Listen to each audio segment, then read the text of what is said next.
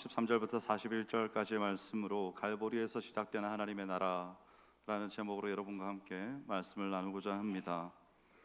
우리가 마가복음의 긴 여정을 마무리하는 시간 앞에 섰습니다. 이제 이번 주와 다음 주까지 설교하면 그동안의 마가복음 강해 설교를 마무리하게 됩니다.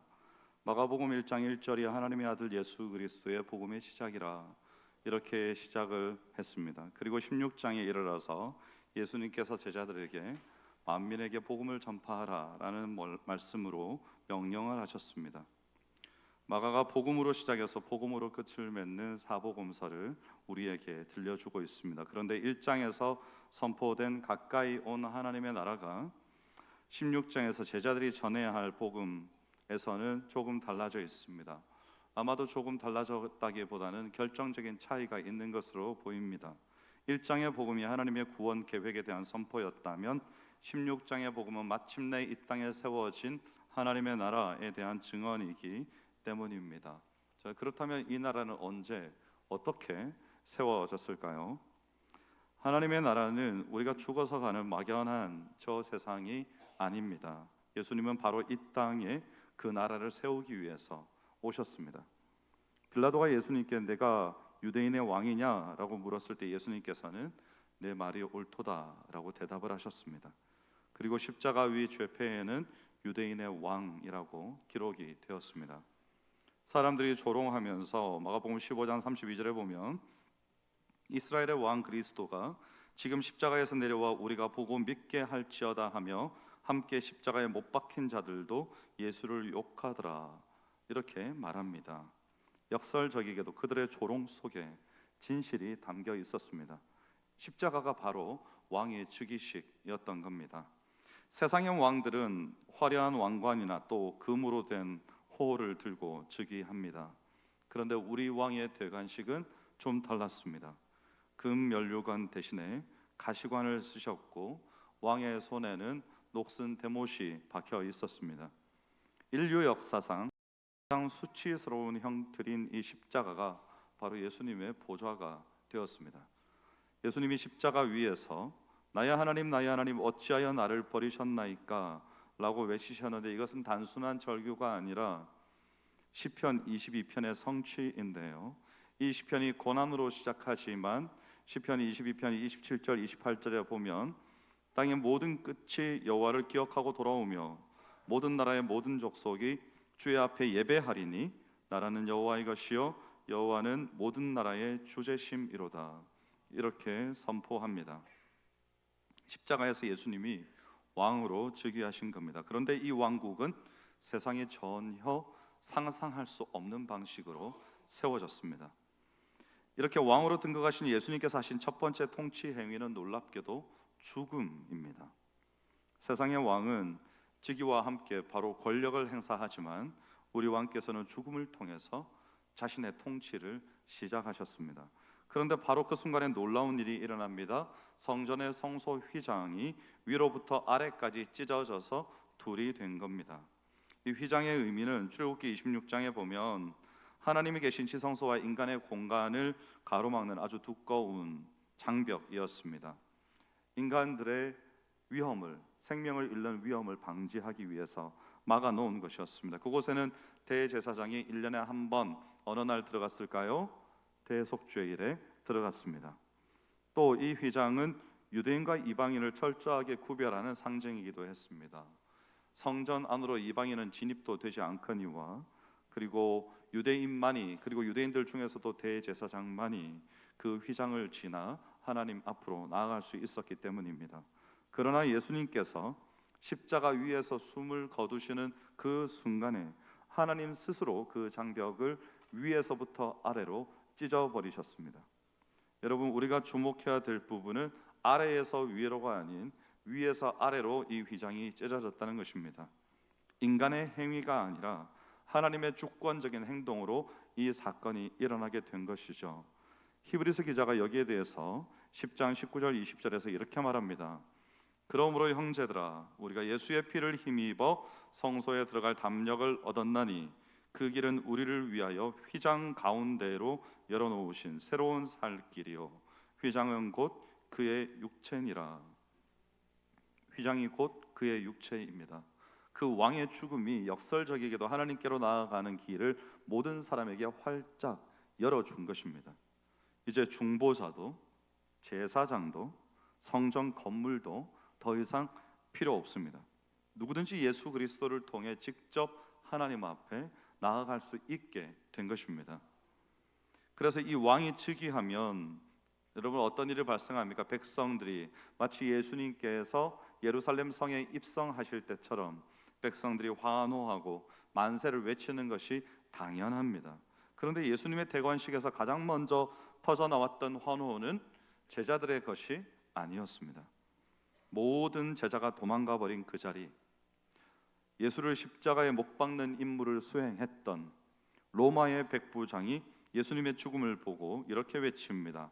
39절에 보면 예수를 향하여 섰던 백부장이 그렇게 숨지심을 보고 이르되 이 사람은 진실로 하나님의 아들이었도다 하더라.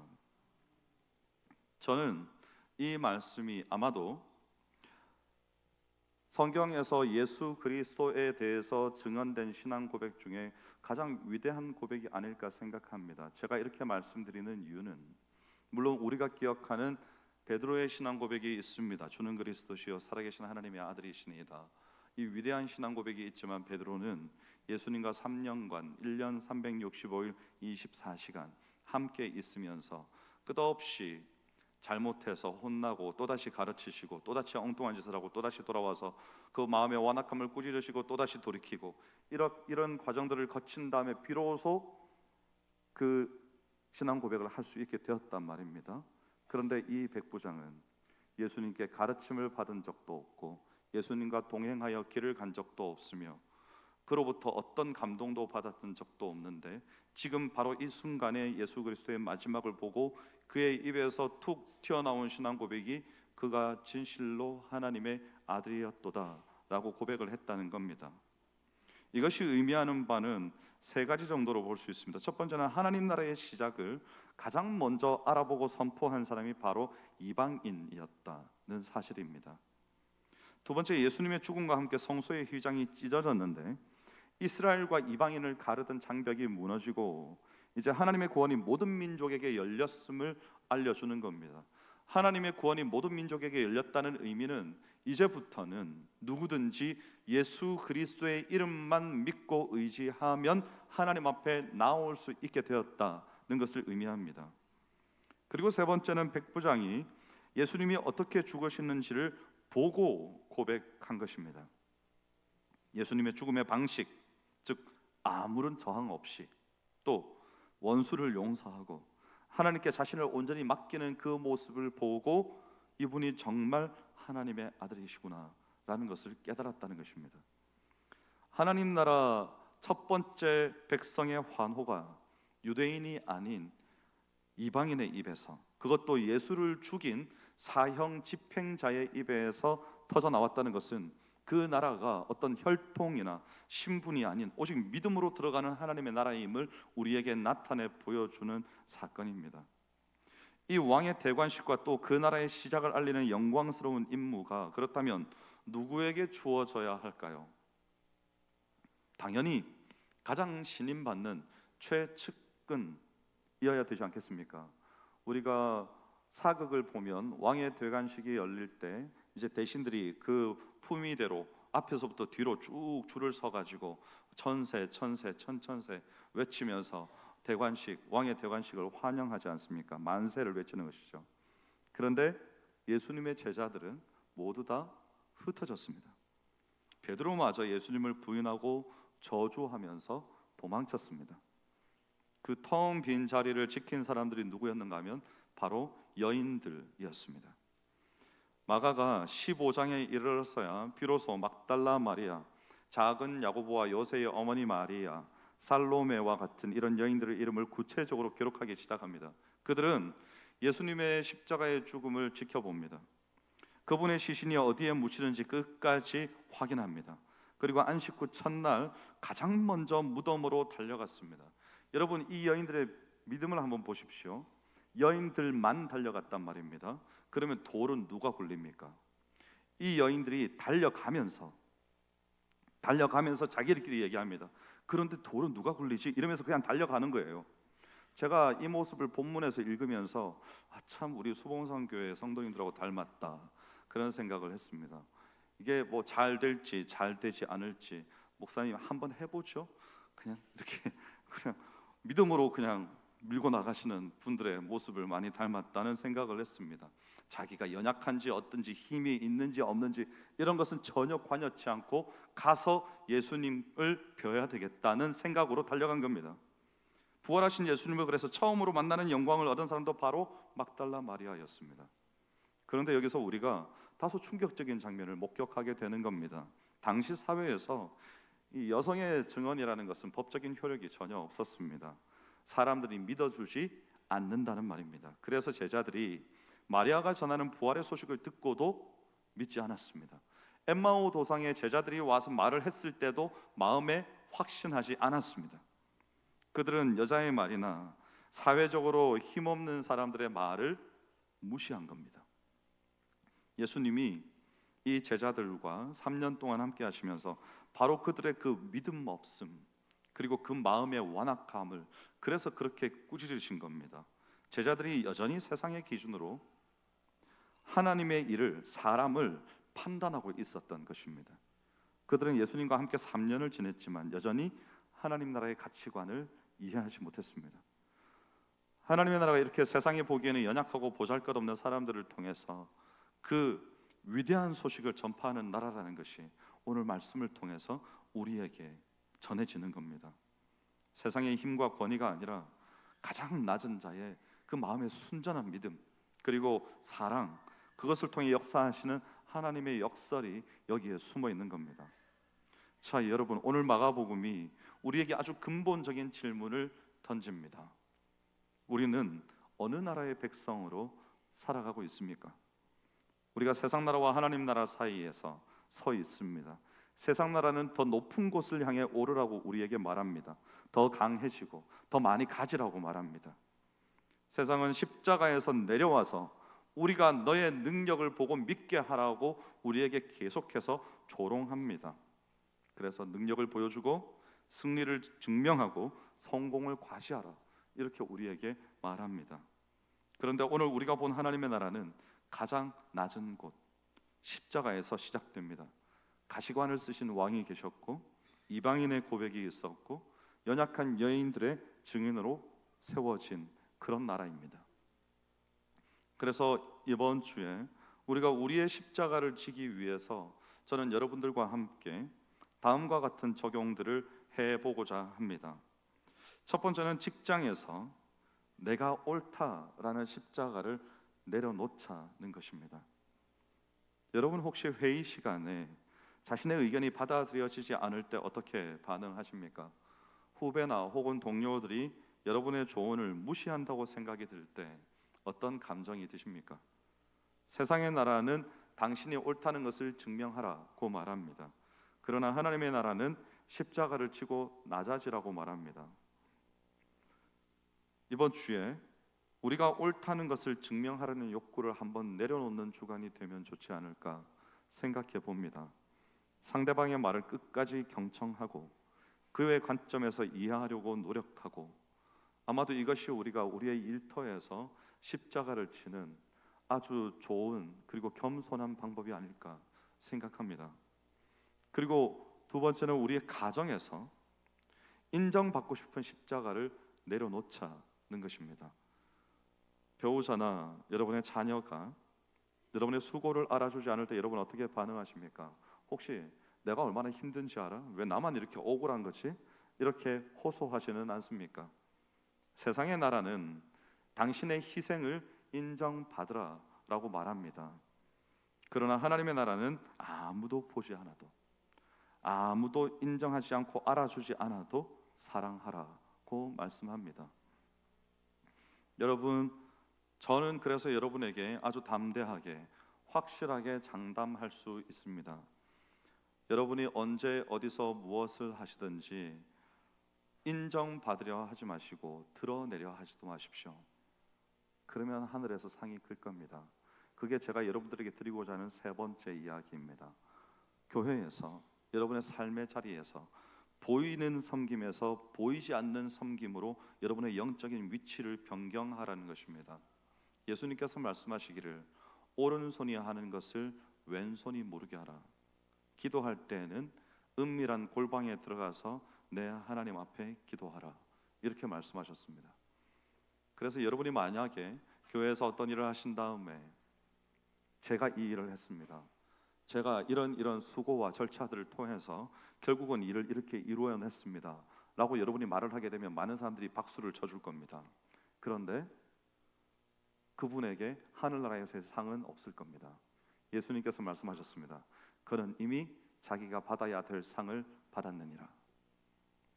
여러분이 만약에 천국에서 상을 받고 싶으시다면, 하나님 나라 시상식에 참여하고 싶으시다면, 목사님 이거 제가 이렇게 했습니다 라고 저한테 말씀하지 않으셔도 됩니다.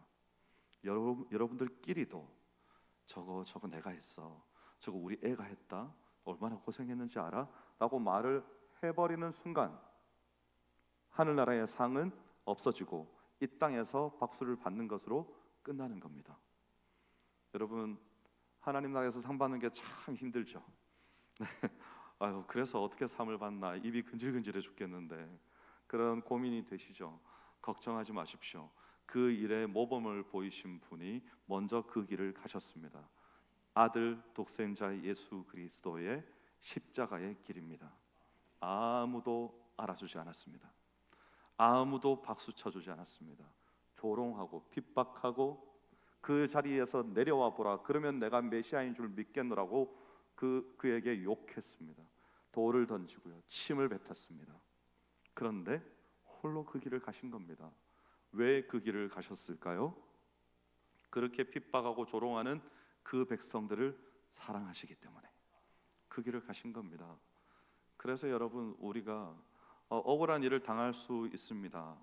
저는 성도님들과 대화할 때 주로 듣습니다. 그리고 물론 답을 해야 될 때는 답을 합니다. 하지만 듣는 이유가 뭘까요? 듣고 나면 대부분의 일이 많이 해결되기 때문이고, 제가 만약에 그에 반대되는 의견이 제 마음속에 있다고 해서 그것을 제 마음껏 다 말해버리면 이건 싸우자는 거죠. 네, 한번 붙어보자는 겁니다. 그럴 필요 없습니다, 여러분. 그럴 필요 없어요. 교회는 그렇게 세워지는 하나님의 나라가 아닙니다. 교회는 하나님의 뜻하심을 쫓아 세워지는 하나님의 나라입니다. 그러므로 여러분이 무언가를 강하게 주장하고 싶으시거든. 제가 보니까 예수님도 이렇게 하셨는데 저는 조심스럽게 이렇게 하는 것이 좋지 않을까 생각해 봅니다. 이 정도만 하셔도 무방합니다. 거기에서 어떻게 나에게 그럴 수가 있어, 어떻게 그런 말을 할 수가 있어, 이렇게 싸우지 않으셔도 됩니다. 왜냐하면 여러분이 그것을 참고 인내하고 포용함으로 하늘나라에 여러분의 상이 쌓일 것이기 때문입니다. 우리 주님께서 친히 그 길을 가셨다는 것이죠. 그래서 이 보이는 섬김에서 보이지 않는 섬김으로 우리의 위치를 이동할 때 제가 여러분에게 권면하고 싶은 것은, 여러분이 절대 하지 않을 것 같은 그런 섬김들, 아무도 알아주지 않을 것 같은 그런 섬김들을 이번 주에 한 가지 찾아서 실천해 보십시오. 예를 들면 예배당 구석에 쓰레기가 하나 보입니다. 어떻게 해야 될까요? 주워야 되겠죠. 우리 다 주워야 된다고 생각하는데 예배당에 왜 쓰레기가 이렇게 돌아다닐까요? 그런 겁니다, 여러분. 또 주차 안내는 많은 사람들이 보죠. 많은 사람들이 봅니다. 그래서 아유 고생 많다고 하는 사람들도 있지만, 우리 교회는 주차 관리하시는 분들에게 이렇게 심한 말씀하시는 분들이 안 계신 것 같아요. 가끔 지나치면서 교회의 교인이 아니고 이 길을 지나가는 분들이 왜 여기서 이렇게 복잡하게 만드냐, 이런 어떤 항의를 하긴 하지만, 근데 다른 교회들을 간혹 보면 주차 관리를 하는 분들이 아주 곤욕을, 주일날 되면 곤욕을 치르는 경우를 많이 봅니다. 그들의 죄가 없죠. 다만 교회에 차가 많을 뿐입니다. 그렇죠? 그래서 주차 관리하시는 분들이 고생하는 겁니다. 또 어떤 게 있을까요? 병든 성도를 조용히 한번 방문해 보는 것. 이것도 무슨 단톡방에다가 내가 몇 월 며칠 몇 시에 어느 병원에 누구한테 갈 예정이야 라고 방송하고 가지 말고 조용히, 그냥 조용히 가는 겁니다. 가서 기도해주고 걱정이 돼서 왔어요. 제가 기도해 드려도 될까요? 하고 기도해 드리고 내가 여기까지 오려고 얼마나 고생했는지 알아? 이런 말씀 하지 마시고 그냥 끝나고 나면 나 간다. 건강해야 돼요. 잘 회복하세요. 그리고 조용히 나와서 갔다 온 뒤에 목사님 제가 지난번에 그분한테 갔다 왔어요라고 말하지 않으셔도 된다는 말입니다. 네, 그냥 조용히 여러분의 마음에 가지고 계시면 우리 주님께서 여러분의 마음에 잘했다 내 아들아 내 딸아 이렇게 말씀하실 겁니다. 그것이 우리의 교회 속에서 우리가 십자가를 지는 방법입니다. 그리고 관계에서 무시당한 자들을 우리가 의도적으로 찾아보는 일들을 할 수 있습니다. 여러분 주변에 있지만 분명히 주변에 있는데 보이지 않는 사람들이 있습니다. 청소하시는 분들도 그런 예입니다. 저희 집에도 이렇게 엘리베이터를 타고 오르내릴 때 보면 청소하시는 분들이 계십니다. 저는 청소하시는 분들을 뵈면 항상 인사합니다. 정중하게 인사합니다. 수고 많으십니다 하고 인사를 하고 지나갑니다. 그분이 나를 보든지 안 보든지. 그런 거죠, 여러분. 또 누가 있을까요? 우리 장애가 있는 동료나 지나치다가 눈에 띄는 어떤 사람이나 혹은 요즘은 이제 외국인 노동자들의 발언권이 조금 강해지고 있다고 하지만 그럼에도 불구하고 그들은 이방인들입니다. 그런 외국인 노동자들이나 혹은 식당에서 홀로 식사하고 있는 누군가나 길을 지나가다가 오늘따라 평소에 늘 보았던 사람인데 오늘따라 내 눈에 밟히는 그 누군가나 그런 사람들, 무시당하고 있는 사람, 아무도 관심을 가지지 않는데 홀로 우두커니 어느 자리를 지키는 이런 사람들, 그들을 한번 찾아보십시오. 세상의 나라는 유익한 관계를 맺으라고 말합니다. 내가 힘들 때 나에게 도움이 될 수 있거나 나에게 돈을 줄 수 있거나 나에게 유익을 가져다 줄 수 있는 관계들을 중심으로 형성하라 이렇게 말을 합니다. 그런데 하나님의 나라는 로마 백부장과 여인들을 첫 증인으로 세우셨습니다. 그리고 예수님께서는 외롭고 소외되고 각색 병든 자, 귀신 들린 자, 세리와 창녀 이런 사람들만 찾아다니셨습니다. 이번 주 여러분들에게 아무런 유익도 줄 수 없는 한 사람을 의도적으로 한번 찾아보십시오. 그에게 관심을 가지고 그의 말을 경청하고 또 그의 이름을 불러주고 그분의 이야기를 잘 들어주십시오. 그것이 여러분의 관계 속에서 여러분이 십자가를 질 수 있는 아주 훌륭한 방법입니다.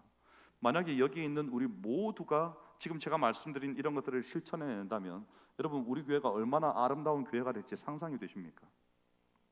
하지 않기 때문에 그렇게 안 되는 겁니다. 그래서 저는 여러분들에게 더 깊은 도전으로 여러분의 인생의 전략을 바꾸기를 권면합니다. 저는 이 설교가 단지 이번 주에 어떤 작은 선행으로 끝나지 않기를 간절히 바랍니다.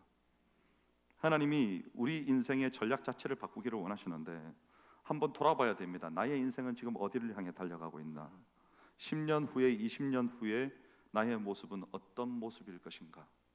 그리고 승진이나 혹은 재정적인 안정이나 혹은 자녀들의 성공이나 남에게 떵떵거리고 나타낼 만한 나의 노후의 모습이나 이런 것들이 만약에 나의 목표가 되어 있다면 아직 우리는 하나님 나라 백성으로서 온전한 모습을 제대로 갖추지 못하고 있는 겁니다. 십자가에서 시작된 하나님 나라 백성은 어떤 질문을 할까요? 내가 죽을 때 사람들은 나를 어떻게 기억할까? 내 인생에서 정말 중요한 것은 무엇인가? 그리고 나는 무엇을 위해서 나의 시간과 재능과 또 재물을 희생할 것인가? 이런 것들을 고민하는 사람이 진짜 예수 그리스도를 따르는 사람입니다. 그래서 갈라디아서 2장 20절에 보면 사도 바울이 말합니다. 우리가 다 같이 읽어보면 좋겠습니다. 내가 그리스도와 함께 십자가에 못 박혔나니 그런즉 이제는 내가 사는 것이 아니요 오직 내 안에 그리스도께서 사시는 것이라. 이제 내가 육체 가운데 사는 것은 나를 사랑하사 나를 위하여 자기 자신을 버리신 하나님의 아들을 믿는 믿음 안에서 사는 것이라. 아멘. 이것이 십자가를 지는 인생입니다. 오늘 우리가 선택해야 됩니다. 사람들이 말하는 십자가에서 내려와서 능력을 증명하는 삶을 살 것인가, 아니면 십자가에 그대로 머물러서 낮아지고 죽고 섬기는 삶을 살 것인가, 우리가 선택하는 것입니다. 참고로 예수님은 십자가에서 내려오지 않으셨습니다. 거기에 그대로 계셔야 자기 백성을 구원하실 수 있기 때문이었습니다. 우리도 우리의 십자가에서 내려오지 않기를 바랍니다. 그러면 하나님께서 우리를 통해서 우리가 있는 가정, 교회, 여기 몇 분이나 될까요? 한 300명 정도 될까요? 우리를 통해서 하나님께서 나라를 변화시키실 수 있습니다. 기도하는 한 사람이 기도하지 않는 한 민족보다 강하다고 어느 분이 말씀하시지 않았습니까? 갈보리에서 시작된 이 하나님의 나라, 그 나라가 오늘 이곳에서 바로 여러분을 통해 계속될 수 있기를, 흘러갈 수 있기를 주의 이름으로 축원합니다. 기도하겠습니다. 하나님 감사합니다. 십자가에서 시작된 하나님 나라 백성으로 우리가 우리의 오늘을 살아갈 수 있기를 원합니다. 우리의 삶의 여배가 그렇게 하나님 앞에서 아름답고 복되게 하나님 앞에 온전히 올려질 수 있기를 원합니다. 은혜를 베풀어 주시옵소서. 감사드리며 예수님 이름으로 기도하옵나이다. 아멘.